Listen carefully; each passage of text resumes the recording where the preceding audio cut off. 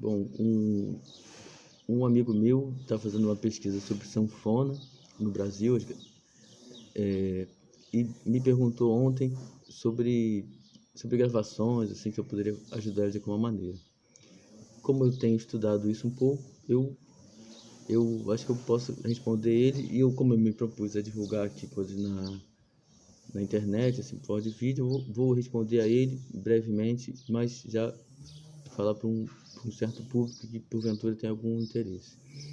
Eu acho que essa história das gravações de acordeon, né, no Brasil, começa assim, pelo menos um primeiro ponto importante, ainda que se encontre algum antecessor, mas vai ser pontual, assim, né?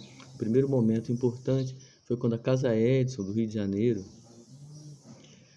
que foi a primeira gravadora a fazer disco no Brasil, a mais importante, a que mais gravou, né?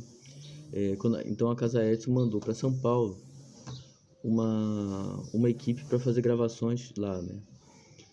Esses discos começaram a ser lançados em 1912, foi em 1912, 1913, esses discos gravados em São Paulo. Dentre esses discos estão, por exemplo, ficou muito importante, muito conhecido, o Américo Giacomino, o canhoto de São Paulo, o violonista, né? E ele gravou como solos de violão, como o Américo Giacomino, gravou também como Grupo dos Chorosos e Grupo do Canhoto. Não lembro se teve outra formação, mas foram bastante discos e discos bem importantes. Então, nessa leva também de gravações paulistas veio um pioneiro, assim, que foi o Giuseppe Rielli, que tocava acordeon, era italiano ele, e gravou muitos discos. Eu acho que fez até um certo sucesso mesmo, porque a gente tem como parâmetro, um dos parâmetros a facilidade com que se encontra os discos.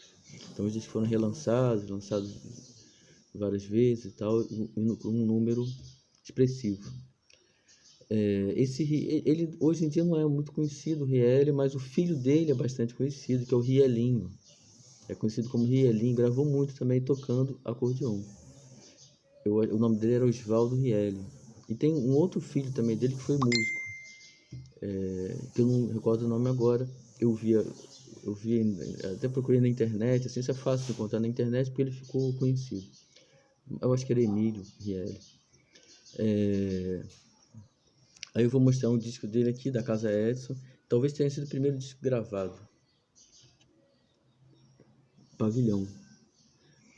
A gente sabe que é o primeiro, supõe, né? Ouvir a ordem de gravação dos discos olhando o número de matriz. Quando ele gravava a cera do disco, colocava um número. Essas gravações paulistas foram numeradas sequencialmente botando um SP. Então SP 1, 2, 3, tal, tal, tal. Esse aqui é o SP 37, se eu não me engano. Esse número está debaixo do selo, que é um pouco difícil de ver.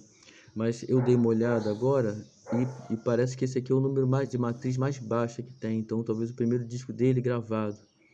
Talvez o primeiro disco de acordeão gravado no Brasil, talvez, Pavilhão. Do outro lado, é interessante, ó. Saudades da Lapa. Mas não foi o primeiro lançado, né? Teve discos gravados posteriormente que foram lançados antes.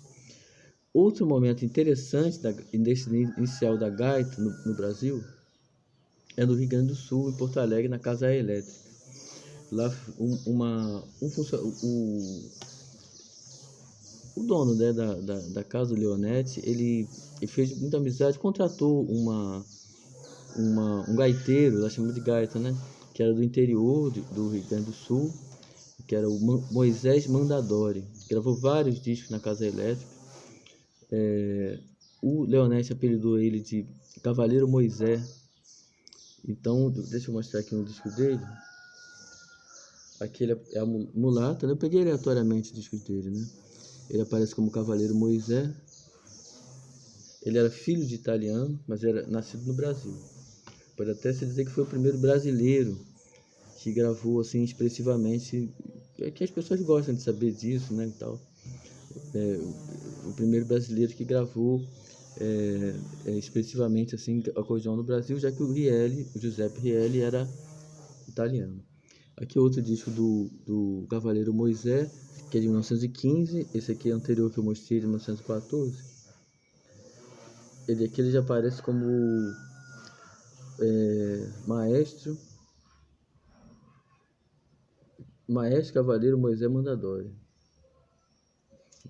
É um disco também bastante interessante. Bom, então eu acho que esses dois personagens são fundamentais assim para entender a história inicial, para você começar a contar essa história do acordeon no Brasil, né?